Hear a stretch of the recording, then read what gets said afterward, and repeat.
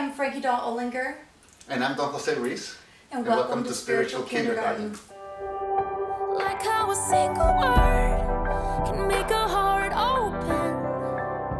I might only have one match, but I can make an explosion.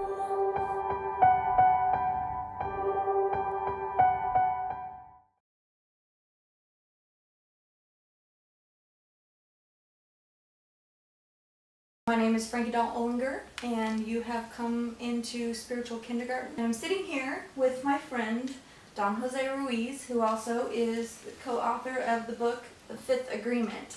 How are you? Very good, very happy to be here in Spiritual Kindergarten. Thank you very much. Yeah, we're excited to have you here. I sent you a message about, maybe a week ago, and I was like, oh, please let him say yes, and you responded right away. You were going to be out in my area, and I just feel so lucky to have you here. Oh, and I'm honored to be able to participate, and it's just magical, like you said. I was on my way here anyway, so it was just universal. Yep.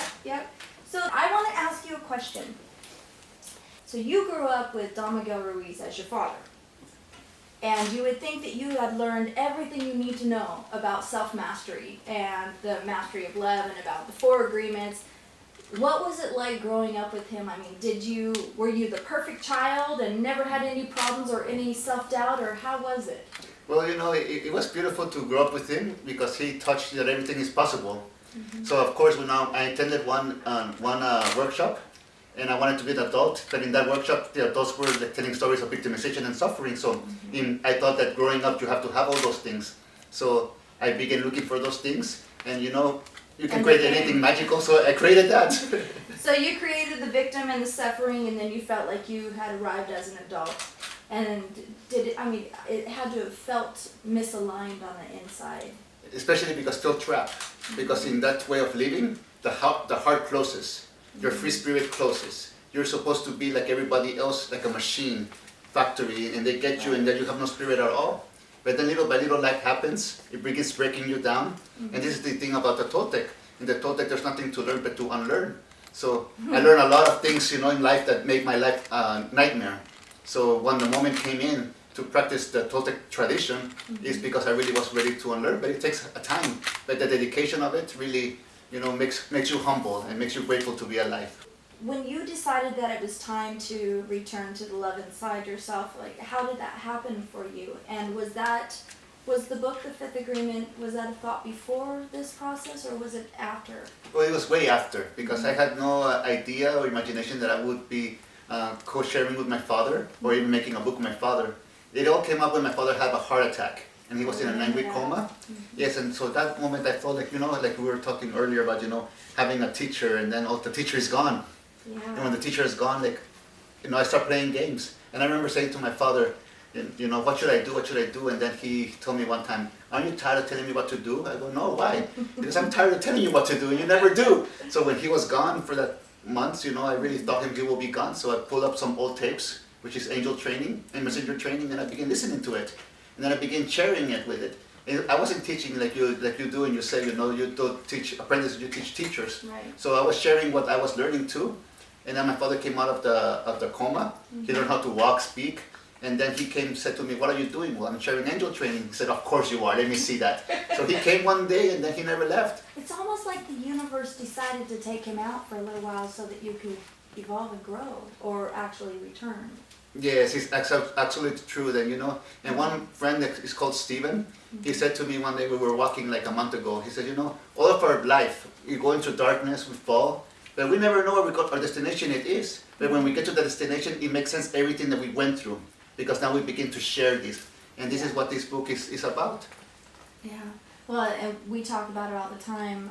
I have a group that meets in my house 4 times a week, and we talk about the law of attraction, and we talk about how we always think that we've arrived in places, and we forget the fact that we haven't arrived. We're just in the middle of our journey, and so when we've arrived in a place that feels scary or alone, we think that that's it, but we forget that that's all part of us getting to where our destination eventually will be. So it's kind of the same thing. So with the fifth agreement, did you just one day say, you know, there's not enough agreements? or like, how'd you come up with the fifth agreement? Well, you know, my dad had made the 4 agreements before, and I began practicing them, and I said, oh my God, they're so difficult. But he said to me, no, it's easy. The difficult thing is the agreements that you have made with your own life. So when he was having a heart attack, and he was still in the hospital emergency room, when I arrived there, you know, I was like heartbroken. But then he put me back into center, and I asked him, how can I repay you for everything that you've given to me and share with me? He goes, it's easy, son. Help me to change the world inside of your head, you know. And every time you say you're not perfect, and every time you say you're not good enough, that you're not meant for love, don't believe yourself. This comes to negativity, because when people are in pain, they say things they do not mean, and that's what you not should take personal. So when he went to a 9-week coma, that really makes sense to me, to be skeptical of my own negativity. That's what the fifth agreement is, to be skeptical, but learn to listen, but not be skeptical about other people. No, skeptical of our poison, of our inner judge, to not give that the power. Yeah. So when you give that, the other 4 agreements come to life. And that's true, because I know for me personally, I'm a little tattooed girl with pink hair, and my skepticism of myself and my judgment of myself, it's made me sometimes go, I don't want to be a teacher. I'm not qualified. I'm not good enough. And people look at me and they're not going to see that I'm good enough. And it's true. It's all the judgment, because I know the power that comes from what I do, and the people that I meet and the people that I've experienced. It's always my judgment. And does that ever go away? Yes, it's something very interesting, because judgment is a living thing from the dream of the planet, and the dream of the planet is people making agreements of what it should be. But then one day I woke up, because I was the same way, you know. And then one day I woke up and said, you know what? Judgment existed before I was born. It will exist when I'm alive, and it will exist after I'm dead. Why give it any power? People will judge anyways. And then I'm using people, and I take myself personal, using people's judgment. And you know, they're only living their own life. Nothing that they do has nothing to do with me. That's true. It's not perfect. It has nothing to do with me. So then one day you wake up and say, oh my God, all this world is dreaming. It's like a father says in one of his books. Yeah. Imagine being the only sober person where everybody's completely drunk. What That can is you do? true. What can you do to convince them? Nothing. But the presence can convince them. Yeah. By you walking your talk, you loving yourself, you overcoming your own judgments, you know, you overcoming that self-poison. It's so inspiring, because people begin to see it and go, what energy do you have? What vibration do you have? And they want a piece of that, and that's why there's gurus, shamans, because they see that light. But you know, we all have that light, like you said. That's why it's beautiful, like you said, you know, don't not teach apprentices, teaching teachers, because this is what we are. We're brothers and sisters to change this world. Yeah, and that's what we really want to do. We want to change this world. Not want to, that's what we are doing. We have a bunch of people sitting here. That's why I keep looking at the because they've got big smiles on their faces. They're enjoying this so much. But that's what we're doing. We are changing the world. And I remember asking during one of my classes one time, does anybody believe that the world can be changed? And there's some people that don't believe that it can be changed. But I know that if I can change, and if all these people can change, and you can change, anybody can change. Yeah. It's just a matter of making the decision, which in the works that you guys do talk about, the decision takes that long, just that long.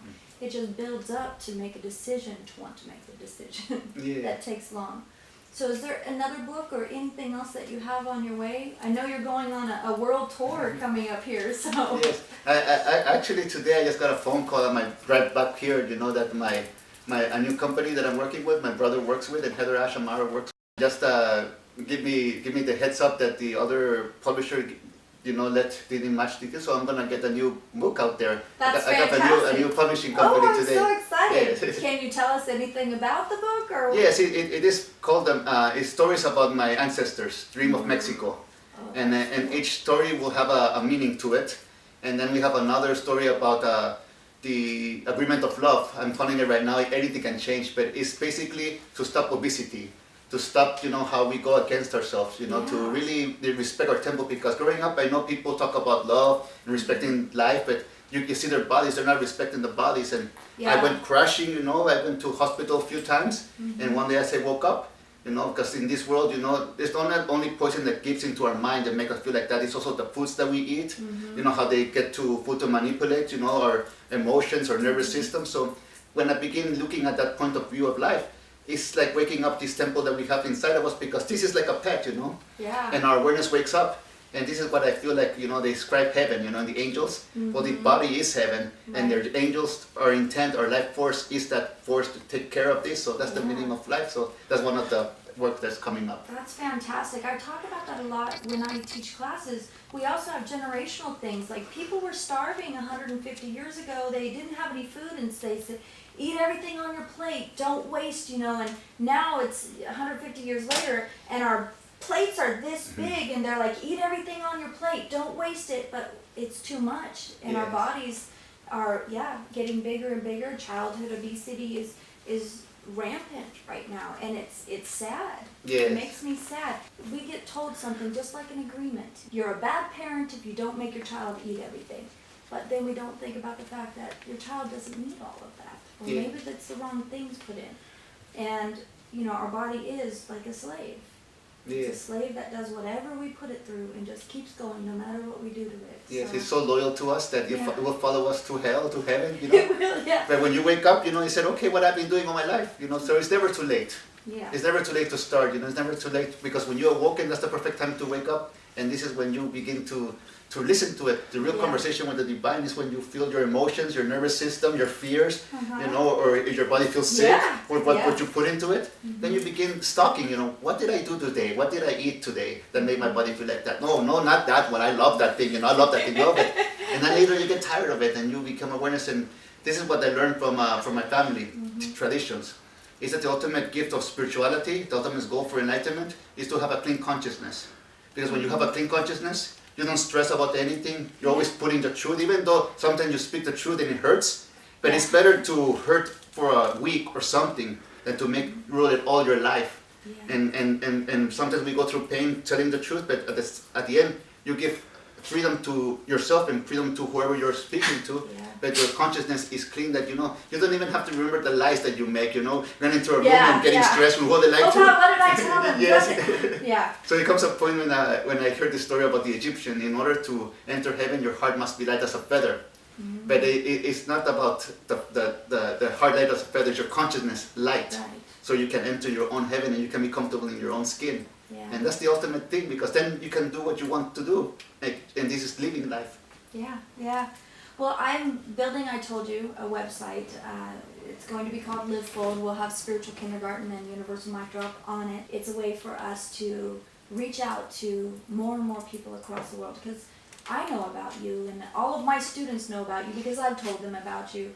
But I think that there needs to be a wider reach, because I think if everybody knew about you and everybody gets the chance to make a decision on whether or not these concepts work for them, we can change the world even on a bigger scale. So I hope that you will, that you'll come and do some stuff on the website with me and be a part of it, and let me help you get the word out on what you do. It's changed my life. I have a good, happy, beautiful life with good relationships and friendships, and I'm a healer now because of the gifts that you've given to this world that I've gotten. So thank you so much. Oh, thank you, Sister, for the message of love. And this is what is needed in the world, to people hear their own message and people hear the message of each other, because right now we live in the mastery of friendship time. There's no more guru or apprentices. Now is the time for equality. Yeah. Because this is the beautiful thing to wake up the world one by one. Yeah. And when you speak with open heart, it's bound to touch you, because I have a friend who's called his Boy Easels, and he said, when you tell your personal story, when you tell it with open heart, not with a pretending mask, when you tell it just raw, there's somebody who's going to listen to you and who's going to relate with your story in something up. And when you do that, that we are all alive, Yeah. And like we were talking beforehand, when we wake up and say, okay, we're hurting this planet, we're hurting ourselves. It's like the bacteria, that are in the body. One is bad bacteria, and there's good bacteria. Yeah. And for a long time we've been bad bacteria, and we wake up and say, okay, now we want to be the good one. We're good bacteria now. I agree. Yeah. Is there anything that you would like to say, to tell the world? Anything you'd like to tell these people here that we can share? Well, one beautiful thing is that, Toltec means artist of the spirit. And we're all here to make a masterpiece of art with our life. And, our creativity is meant to shine like the sun. So the only thing that stops it is our own judgment, our own judge, So don't listen to it, and don't listen to other people. You're meant to live your expression now, you know, to love whoever you want to love, to be whoever you want to be. This is your life in this time right now. So don't give it up. Don't sacrifice it for anything or anybody. Listen to your heart, be in integrity. And when you begin practicing the impeccability of the word, something magical happens. You begin to think impeccably. So you can no longer go against yourself. You wake up from a dream. And this is one of the beautiful things I have to say to you with happiness. Once you wake up, you cannot go back to sleep. Make your life be a masterpiece of art, my friends. I can't even say anything. I know. I'm choked up right now. Thank you. Oh. This is so beautiful. And I want everybody to know that what we have here is the chance to make a difference and change this world. And it might be just one person doing it, and it might look like just one person doing it, but it's really not. You can see when 2 or more people get together, we make incredible things happen, and we make shifts in perceptions. And hopefully this has helped somebody or someone has heard it, and yeah. I'm just so happy. Oh, me too. Thank you so much. Thank you, sister, for So this has been an episode of Spiritual Kindergarten on liveful.com with the Fifth Agreement author, Don Jose Ruiz. And thank you for joining us. Like how a single word can make a heart open. I might only have one match, but I can make an explosion.